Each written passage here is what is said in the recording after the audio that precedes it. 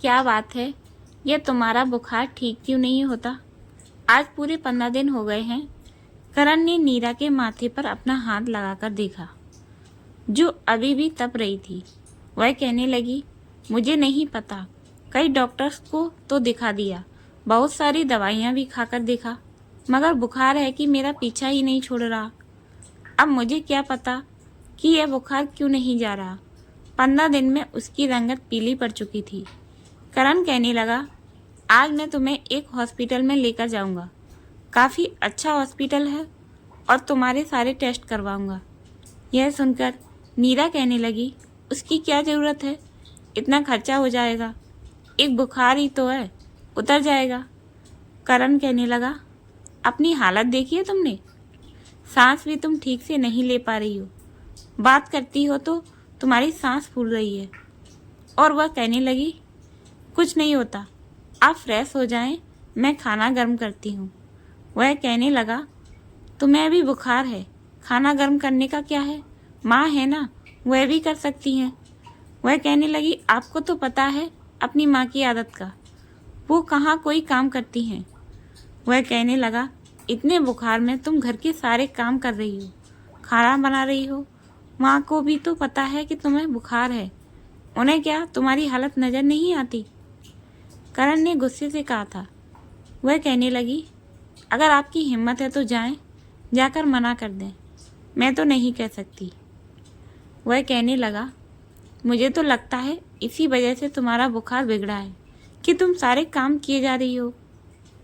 कहने लगी, गोली खाकर कुछ घंटे के लिए बुखार उतरता है और इन कुछ घंटों में मुझे सब कुछ करना होता है। उसके बाद तो बुखार मेरी कमर ही तोड़कर रख देता है, उतरता ही नहीं है।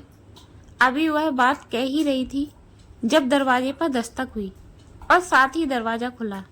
करण की माँ कमला देवी कहने लगी, नीरा, कल मेरी बहन और उसकी बहुएं आएंगी, इसीलिए उनके खाने की व्यवस्था करना है। यह सुनकर तो करण को गुस्सा चढ़ गया। कहने लगा, माँ, आपको नीरा की हालत नज़र नहीं आ रही? 15 दिन से वह बुखार में पड़ी है, किसी दवाई का उस पर कोई असर नहीं हो रहा। शायद यही वजह है कि वह दवाई खाने के बाद आराम नहीं कर पा रही, काम करने लग जाती है। कमला देवी करण से कहने लगी, तुम तो रहने दो, पक्के जोरू के गुलाम हो। अरे जरा सा बुखार ही तो है, बुखार कोई बीमारी थोड़ी होती है। वह कहने लगा, बीमारी होती है, मुझे पता है। एक दिन का बुखार आपको चढ़ा था और 1 महीने आपने नीचे पैर जमीन पर नहीं रखा। क्या आपको कमजोरी हो गई थी? तो क्या नीरा इंसान नहीं है? दवाइयाँ खाकर भी वह किचन के सारे काम कर रही है। कमला देवी का तो जैसे मुंह बन गया था। कहने लगी, जब भी मेरे किसी रिश्तेदार ने आना होता है, तुम लोग ऐसे ही करते हो, ऐसे ही मुंह बनाते हो। ठीक है, तुम लोगों की मर्जी है, मैं खुद बना लूँगी। यह कहकर उन्होंने दरवाज़ा बंद कर दिया। नीरा कहने लगी, क्या ज़रूरत थी आपको बहस करने की? खाना बनाना कोई मुश्किल काम थोड़ी है, मैं बना लेती। करण कहने लगा, कोई ज़रूरत नहीं है किचन में जाने की। मेरे ऑफिस की छुट्टी है, संडे है, और मैं तुम्हें हॉस्पिटल लेकर जाऊंगा। मेरे एक कलीग ने बहुत अच्छा डॉक्टर बताया है, उसकी दवा से तुम जल्दी ठीक हो जाओगी। तुम्हें मैं उसके पास लेकर जाऊंगा। 15 दिन में नीरा हिलकर रह गई थी। एक बुखार, दूसरे घर के सारे काम। कमला देवी को किसी के भी हाथ का खाना पसंद नहीं आता था। कहती थी कि नीरा ही खाना बनाएगी। खाना बनाना यूं तो बहुत मुश्किल नहीं था, लेकिन कमला देवी के घर में बहुत मुश्किल था। कहती थी कि पहले लाल मिर्चों को साफ करो, इन्हें धोकर धूप में सुखाओ, फिर इन्हें पीसकर फिर दाल सब्जी में डालो। इसी तरह नमक भी पिसा हुआ नहीं आता था, बल्कि उसे खुद पीसना पड़ता था। पहले उसके छोटे छोटे टुकड़े करने पड़ते थे, फिर मशीन में डालना पड़ता था। इसी तरह हल्दी और दूसरे मसाले भी। यह काम ही पूरा दिन खा लेते थे। नीरा पूरे 1 महीने के मसाले एक साथ ही धोकर सुखाकर पीसकर रख देती थी, लेकिन आजकल वह भी खत्म हो चुका था और कमला देवी ने खड़े मसाले लाकर उसके लिए रखे हुए थे। कल उसे दावत का खाना भी बनाना था, सारे मसाले भी पीसने थे और मेहमान आते तो कम से कम 4-5 डिशेस तो बनती थी। सब लोग नीरा के खाने की तारीफ करते थे, लेकिन कमला देवी कोई ना कोई कमी निकाल देती। यूं तो ठीक बना है, लेकिन नमक थोड़ा सा तेज हो गया। वैसे तो सब्जी अच्छी बनी है, लेकिन मिर्च बहुत तेज है। मुझसे तो खाई नहीं जा रही। ऐसी बातों से नीरा आधी हो चुकी थी। शादी को 2 साल गुजर गए थे। अगर वह इस घर में खुशी थी तो कारण करण का प्यार था। वह उसका बहुत ख्याल रखता था। शादी को अभी साल भी नहीं गुजरा था कि कमला देवी को पोता पोती का ख्याल आने लगा कि घर में रौनक नहीं है। लेकिन जब देखा कि खुद से अभी तक दोनों ने कोई खुशखबरी नहीं सुनाई, तो कमला देवी उसे एक सस्ती सी लेडी डॉक्टर के पास ले गई, जिसने उल्टी सीधी दवाइयाँ भी दी थी और ट्रीटमेंट भी शुरू कर दिया। लेकिन बच्चा फिर भी नहीं हुआ था। साल नहीं गुजरा था कि बच्चा न होने के ताने भी नीरा को सुनने को मिलने लगे। जहाँ सास कहती थी नीरा उनके साथ इलाज के लिए चली जाती, करण जरूर अपनी माँ के आदत से चिढ़ जाता था। नीरा को कहता था, तुम क्यों माँ के साथ मुंह उठाकर चली जाती हो? मत जाया करो, इनकार कर दिया करो। शादी को इतना समय तो नहीं गुजरा कि तुम्हें बच्चा ना होने की चिंता हो जाए। नीरा ने गहरी सांस ली, कहने लगी, आप जानते तो हैं अपनी माँ की आदत को। जब तक मैं उनके साथ न चली जाऊं, वह मेरी जान नहीं छोड़ती, मेरे सर पर खड़ी रहती हैं और मैं बदतमीजी नहीं कर सकती, ना ही इनकार कर सकती हूँ। उन्होंने जो करना है कर लेने दे। भगवान जब हमें संतान देगा तो फिर वह ठीक भी हो जाएंगी। लेकिन वह समय नहीं आया। शादी का दूसरा साल खत्म हो चुका था और अब तो वह बीमार रहने लगी थी। पता नहीं कौन कौन सी दवाई लाकर कमला देवी उसे देती रहती कि यह खाओ, इस पुड़िया से अगले महीने ही तुम प्रेग्नेंट हो जाओगी। वह चुपचाप वो सब दवाइयाँ खाती रहती और साथ साथ काम भी करती रहती। लेकिन अब तो जैसे उसकी बस हो चुकी थी।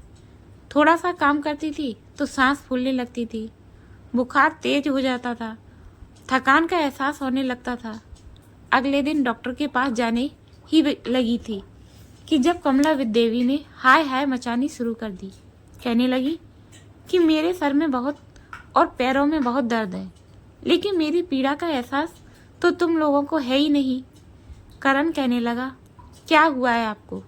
कहने लगी, पूरी रात में सोई नहीं पाई, इतना तेज मेरे पैरों में दर्द है, लेकिन तुम्हें अपनी पत्नी की पीड़ा नजर आती है, माँ की नहीं आती। वह कहने लगा, तो आप भी चलें, आपको भी डॉक्टर को दिखा देता हूँ।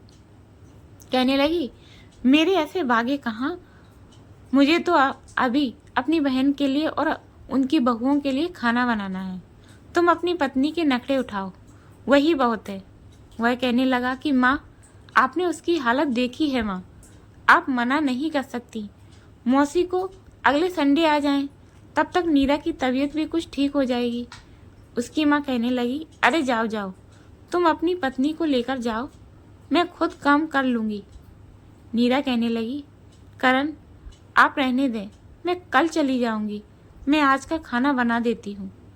करण उसे घूरता रह गया, लेकिन वह खाना बनाने के लिए किचन में चली गई। पहले सारे मसाले पीसे, फिर खाना बनाया, लेकिन तबीयत और भी ज़्यादा बिगड़ चुकी थी। जब तक मौसी जी और उनकी बहुएं आई, वह बिस्तर से जा लगी थी, खांस रही थी। रात को उसकी तबीयत बहुत ज़्यादा खराब हो गई। करण तो परेशान होकर रह गया था। उसे लेकर तुरंत हॉस्पिटल पहुंचा। डॉक्टर ने फौरन उसे एडमिट किया था। करण से कहने लगे, हमें तो हैरत है, आपकी पत्नी को पिछले 20 दिन से बुखार है, उसका बुखार नहीं उतर रहा और आपने इस चीज़ को इतना हल्के में लिया। वह कहने लगा, नहीं, घर के 2 पास क्लिनिक है, वहाँ से मैंने दवाइयाँ लेकर दी थी। वह कहने लगी, अगर बुखार 2-3 दिन में नहीं उतरा तो ब्लड टेस्ट करवाना चाहिए था कि आखिर बुखार न उतरने का कारण क्या है, फिर इलाज करवाना चाहिए था। करण कहने लगा कि टेस्ट तो नहीं करवाए, मुझे इसे लेकर आना था, लेकिन मेहमान आ गए थे। डॉक्टर कहने लगे, मेहमान आने से आपकी पत्नी का क्या संबंध है? आपने उसकी हालत देखी है? इनकी आंखों के नीचे गहरे गड्ढे देखे हैं, तुरंत ही इनके यह टेस्ट करवाएं। अभी इनका ट्रीटमेंट शुरू करना पड़ेगा। डॉक्टर ने बहुत सारे टेस्ट लिखकर दिए, मलेरिया का, डेंगू का, टाइफाइड का, लेकिन सब टेस्ट क्लियर आए थे। लेकिन बुखार था कि उतरने का नाम नहीं ले रहा था। जब सारे टेस्ट करण ने देखे और वे क्लियर थे तो वह परेशान सा हो गया। उसकी माँ कहने लगी, देख देख लिया तुमने? मुझे तो लगता है ये ड्रामा करती है। सारे टेस्ट तो क्लियर आए हैं, कुछ भी नहीं है। यह सब काम ना करने के बहाने है। वह कहने लगा, माँ आपको उसका चेहरा नहीं दिखाई देता? उसका चेहरा उतर कर रह गया है, उसका वजन गिर गया है, उसकी रंगत पीली हो चुकी है, और आप कह रही हैं कि ड्रामा कर रही है। ड्रामा करने वाले ऐसे होते हैं क्या? वह फिर से एक बड़े डॉक्टर के पास गया, सारी रिपोर्ट भी साथ लेकर गया था। डॉक्टर कहने लगे, जब यह सारी रिपोर्ट क्लियर है तो हमें एक टेस्ट कैंसर का भी करवा लेना चाहिए, क्योंकि इनका बुखार नहीं उतर रहा, जबकि इन्हें न मलेरिया है, ना ही टाइफाइड, और ना ही डेंगू, ना ही चिकनगुनिया, यह न मौसमी बुखार है। यह सुनकर करण के तसक से जान निकली थी। कहने लगा, आप यह क्या कह रहे हैं? बुखार ही तो है, आप ऐसी बात कर रहे हैं। करण बुरी तरह से घबरा गया था। वो कहने लगे, जो इनकी कंडीशन है और जो कुछ ये बता रही हैं, मैं तो इसी कारण यह टेस्ट लिख कर दे रहा हूँ। जहाँ आपने इतने टेस्ट करवाए हैं, यह भी करवा लें। जब टेस्ट करवाया तो वही निकला जिसका डर था। नीरा को कैंसर हो चुका था, मगर इलाज संभव था, क्योंकि यह पहली स्टेज थी, मगर पैसे बहुत ज़्यादा लगने थे। करण परेशान होकर रह गया था। जब उसने यह बात अपनी माँ को रोते हुए बताई तो माँ ने तो एक आंसू भी नहीं बहाया, उल्टा कहने लगी, अरे मुझे तो पहले बहुत पता होता तो मैं उससे बहुत दूर ही रहती, उसके साथ हाथ का पानी भी न पीती, जैसे उसे कोई छूत की बीमारी लग गई हो। कहने लगा, ये आप कैसी बातें कर रही हैं? आपको सुनकर दुख नहीं हुआ? कहने लगी, हाँ हुआ है, लेकिन मैं तो कहती हूँ बेटा उसे तलाक दे दो। देख, ऐसी बीमारियों का इलाज हम नहीं करवा सकते, बहुत पैसा लगता है। अपनी माँ की बात सुनकर करण को हैरत हुई थी। कहने लगा, माँ मुझे तो लगा था आप रोएंगी मुझे आश्वासन देंगी, मेरा हौसला बढ़ाएंगी, लेकिन आपने तो नीरा अभी तक रो रही है, कमरे में है, उसका सामना नहीं कर पा रहा, उसको कैसे समझाऊं? बजाय आप मुझे तसल्ली देने के, हौसला बढ़ाने के कह रही हैं कि मैं नीरा को तलाक दे दूं, क्योंकि उसे कैंसर हो गया है। अगर कल को यही कैंसर मुझे हुआ होता तो क्या नीरा को भी आप यही कहती, मुझसे तलाक लेकर मुझे छोड़ दे? फिर कौन संभालता मुझे? माँ, क्या आप संभालती? यह बात सुनकर कमला देवी ने नजरें चुराई। करण कहने लगा, मैं नीरा को कभी भी नहीं छोड़ूंगा, उसका इलाज कराऊंगा, और आप किसी काम वाली की व्यवस्था कर लें जो आपके सारे काम कर सके, क्योंकि नीरा कोई काम नहीं करेगी। यह कहकर वह अपने कमरे में आया तो नीरा रोए जा रही थी। करण उसके पास जाकर बैठ गया, उसके दोनों हाथों को अपने हाथों में ले लिया था। वह इतनी घबराई हुई थी कि अपने सीने पर सर रखकर रोने लग गई। कहने लगी, करण यह क्या हो गया? मैंने कभी नहीं सोचा था कि मुझे यह बीमारी भी लग सकती है।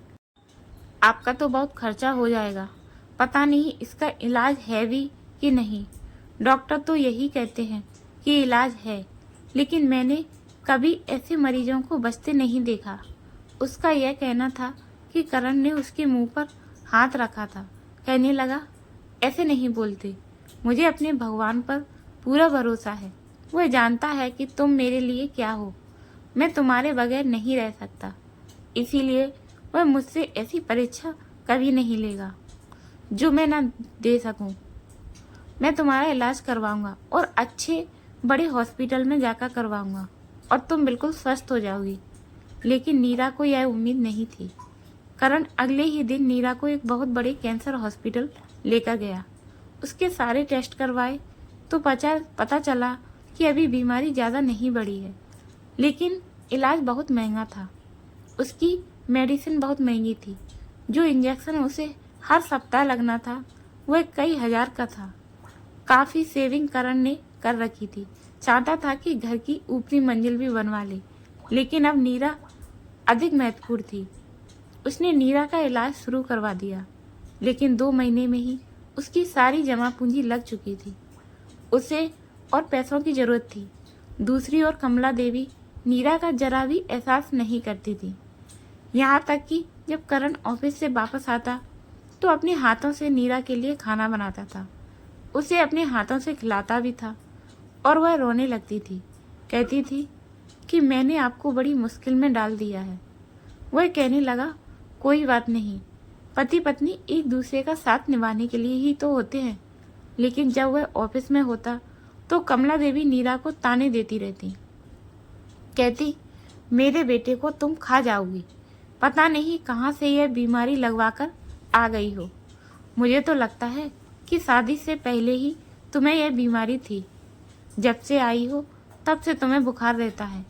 डॉक्टर ने बताया था कि नीरा ने जो संतान की खातिर उल्टी सीधी इलाज करवाए हैं और कई तरह की उल्टी सीधी जो दवाइयाँ खाई हैं, ये उसी का रिएक्शन हुआ है। गलती उसकी सास की थी और पीड़ा वह सहन कर रही थी। बजाय उसका ख्याल रखने के वह उसे ताने देती थी। कहती थी कि मेरे बेटे की सारी जमा पूंजी लग चुकी है। बेचारा थका हारा ऑफिस से आता है। यह नहीं कि पत्नी उसे खाना बनाकर उसके सामने रखे, उल्टा तुमने इस पर बोझ डाल रखा है। पहले वह ऑफिस से आएगा, फिर तुम्हारे लिए कुछ खाने को बनाए। इससे तो अच्छा था कि तुम मर जाती। यह बातें सुन सुनकर नीरा और ज़्यादा डिप्रेशन की शिकार होने लगी थी। अपनी जिंदगी से मायूस होने लगी थी, क्योंकि कमला देवी कहती थी कि तुम ठीक होने वाली नहीं हो। तुम जितना मर्जी मेरे बेटे का पैसा लगवा लो, तुम्हें मरना ही है। इस बीमारी का इलाज सिर्फ मौत है। एक बार तो नीरा अपनी सास की बातें सुन सुनकर तंग आ चुकी थी। जैसे ही करण ऑफिस से वापस आया, उसके लिए सूप बनाकर लाया। जैसा डॉक्टर ने बताया था, तो नीरा ने सूप उठाकर जमीन पर पटक दिया। करण को गुस्सा तो बहुत आया, लेकिन सहन कर गया। कहने लगा, नीरा, यह क्या हरकत है?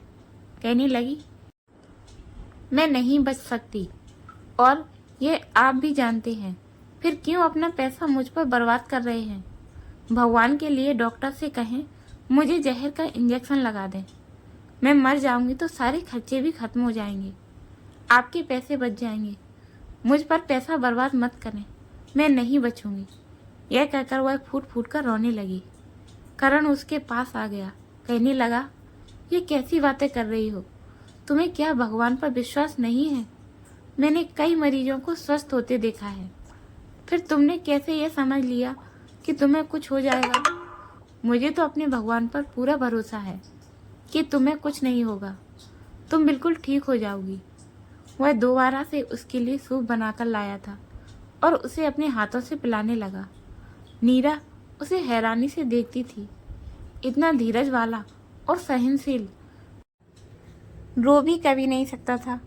उसे तो अपना काम समय पर नहीं मिलता तो शोर मचा देता था। शादी के शुरू कुछ दिनों में नीरा उसके स्वभाव से परेशान हो गई थी, क्योंकि वह कहता था कि मुझे 10 मिनट के अंदर अगर तुमने नाश्ता दे दिया तो करके चला जाऊंगा, और अगर 11 मिनट हुआ तो मैं नाश्ता नहीं करूंगा। मुझे समय पर ऑफिस जाना है। और नीरा कैसे भी करके 10 मिनट में उसका नाश्ता तैयार करती थी। धीरे धीरे कुछ आदतें करण ने अपनी बदली, कुछ नीरा उसके अनुरूप अपने आप को ढाल चुकी थी। दोनों में बहुत प्यार था। जब डॉक्टर ने यह बताया कि उल्टी सीधी बच्चा पैदा करने के लिए दवा खाने और सस्ते इलाज करवाने के कारण उसे यह बीमारी लगी है, तो करण को अपनी माँ पर बहुत गुस्सा आया। जी चाह रहा था कि अपनी माँ को खरी खोटी सुनाए, लेकिन नीरा ने मना कर दिया। कहने लगी, आप अपनी माँ से कोई भी बदतमीजी नहीं करेंगे। यह बीमारी तो शायद मेरे भाग्य में लिखी थी, वरना उन्होंने तो मेरा भला ही चाहा था। दूसरी ओर कमला देवी बार बार करण से कह रही थी कि यह नहीं बचेगी।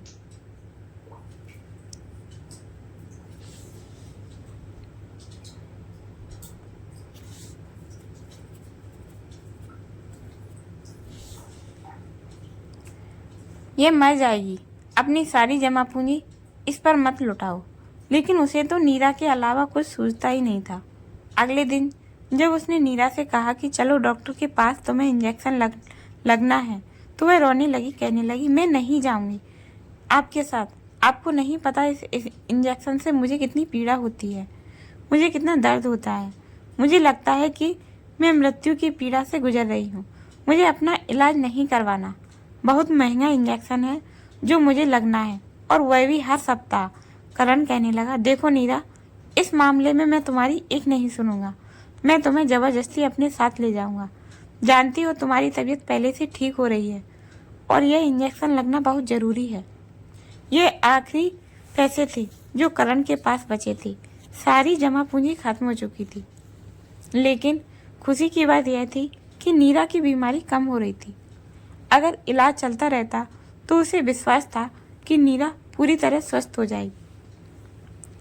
वह उसे फल लाकर देता था, डॉक्टर जो कहता था वह हर चीज उसके सामने रख देता था, दवाइयाँ अपने सामने खिलाता था, उसका बहुत ख्याल रखता था। कई बार ऐसा होता कि अपना खाना पीना भूल जाता था, लेकिन नीरा का ख्याल रख रहा था, और नीरा को लगता था कि वह करण के साथ ज्यादती कर रही है। वह खुद तो मर जाएगी, लेकिन उसे भी बर्बाद करके जाएगी। वह नीरा को जबरदस्ती अपने साथ लेकर गया। इस बार जब नीरा को इंजेक्शन लगा तो उसकी हालत और भी ज़्यादा खराब हुई थी, क्योंकि वह पहले से और भी ज़्यादा कमज़ोर हो गई थी। खाना ठीक से नहीं खाती थी, क्योंकि कमला देवी किसी मुसीबत की तरह उसके सर पर होती थी। वह फल खाने लगती तो कहती, हाँ हाँ, मेरी बेटी की कमाई खाने का तुमने तो ठेका ले रखा है। उसे तो घर का खर्चा भी याद नहीं है। हमें खाने को मिले ना मिले, लेकिन तुम्हें फल खाना है। यह कहकर उसके पास से पड़ी टोकरी उठा ले जाती और खुद खा लेती। खाली टोकरी उसके कमरे में रख जाती और कहती कि यह भी अपने पति को बता देना कि मैंने खाए थे, तुम्हें खाने को नहीं दिए। इस बार जैसे ही ड्रिप के अंदर इंजेक्शन डालकर उसके अंदर जाना शुरू हुआ, उसकी चीखें निकल रही थी। करण को डॉक्टर कहने लगा, आपने अपनी पत्नी के खान पान पर ध्यान क्यों नहीं दिया? और वह परेशान था, क्योंकि वह तो जब तक घर पर होता था उसका बहुत ख्याल रखता था। डॉक्टर ने उसे कहा कि अगर अगले सप्ताह नीरा के खान पान पर ध्यान नहीं दिया गया तो इंजेक्शन लगने के समय इससे कुछ भी हो सकता है। हम आपसे पहले ही कह चुके थे कि इस इंजेक्शन से कैंसर तो ठीक होता है, मगर पेशेंट को इससे बहुत ज़्यादा पीड़ा होती है। इसीलिए पेशेंट में इतनी ताकत होनी चाहिए कि वह सहन कर सके, और आपने अपनी पत्नी के खाने पीने का ध्यान नहीं दिया है। वह चुपचाप नीरा को जब वापस लेकर आया तो वह बिल्कुल निराहार होकर बैठ चुकी थी। तब उसने पूछा था, कहने लगा, नीरा, तुम्हें मेरे सर की कसम है, सच सच बताओ, क्या तुम दिन भर में फल नहीं खाती थी? और क्यों नहीं खाती थी? तब उसने रोते हुए बता दिया कि उसकी माँ उसके साथ पीछे से क्या व्यवहार करती थी। यह सुनकर वह पहली बार कमला देवी के साथ गुस्से से बात कर रहा था, लड़ रहा था, झगड़ रहा था। कमला देवी कहने लगी, इतना ही तुम्हें एहसास है तो ले जाओ अपनी पत्नी को यहाँ से। यह मेरा घर है, मत भूलो, यह घर अभी भी मेरे नाम है। वह कहने लगा, मुझे मेरी प्रॉपर्टी का हिस्सा दे दे, क्योंकि मुझे अपनी पत्नी का इलाज करवाना है और मेरी सारी जमा पूंजी खर्च हो चुकी है। यह सुनकर कमला देवी कहने लगी, क्या दे दूं तुम्हारा हिस्सा और खुद बेघर होकर बैठ जाऊं? वैसे भी इस घर में सिर्फ तुम्हारा हिस्सा नहीं है, इस पर मेरा भी अधिकार है और मेरी दोनों बेटियों का भी हिस्सा है। करण की 2 बहनें थीं और दोनों विदेश में शादी करके विदा होकर जा चुकी थी। उनके पति बहुत अच्छा कमाते थे, किसी चीज़ की कोई कमी नहीं थी, और वह पहले ही कह चुकी थी कि हमें घर से कुछ नहीं चाहिए, हमारी तरफ से यह हिस्सा करण का है। लेकिन माँ ने तो ऐसा रूप दिखाया था जो करण सोच भी नहीं सकता था।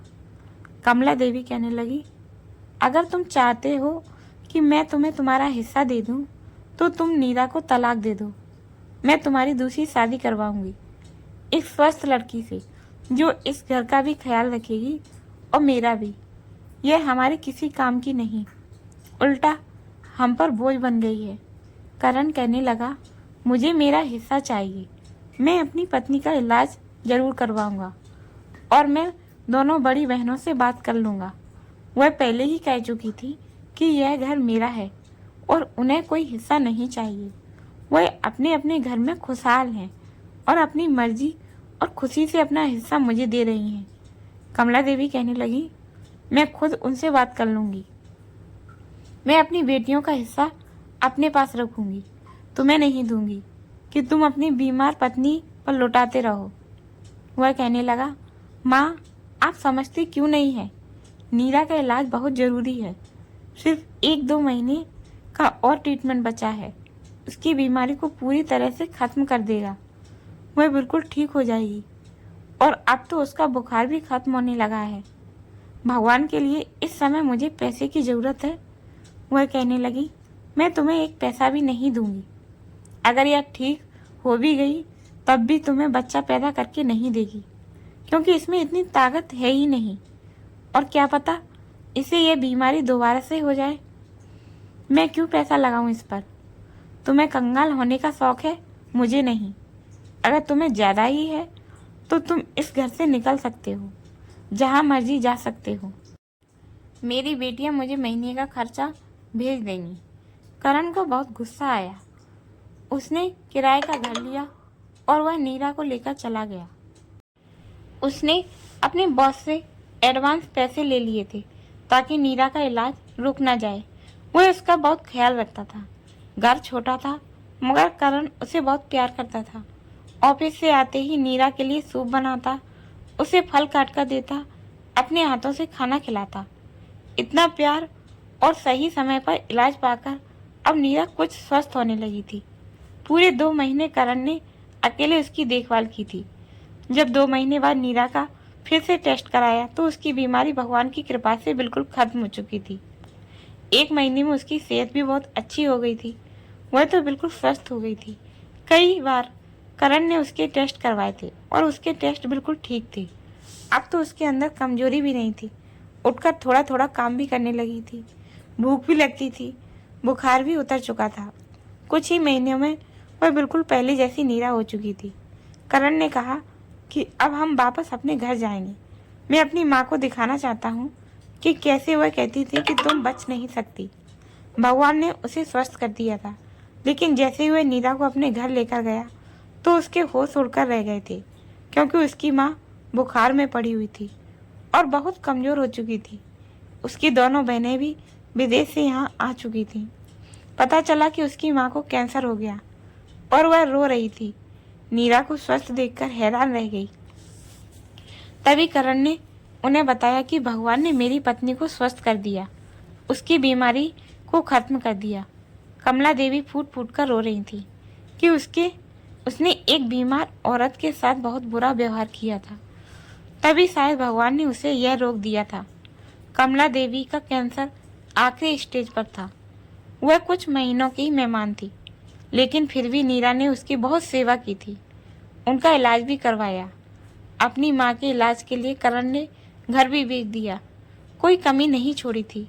लेकिन 2 महीने बाद उनका देहांत हो गया। दोनों बहनें वापस जा चुकी थी। अब वह छोटा घर खरीद चुका था। बार बार नीरा से बस एक ही बात करता था कि मेरी माँ के व्यवहार को दिल से माफ़ कर देना। नीरा तो उन्हें कब का माफ़ कर चुकी थी। कभी कभी हम लोग सामने वाले को दिल दुखाने से पहले जरा भी नहीं सोचते कि वह किस दुख से गुजर रहा है। तो दोस्तों, आज की कहानी अच्छी लगी हो तो मेरे चैनल को सब्सक्राइब करें।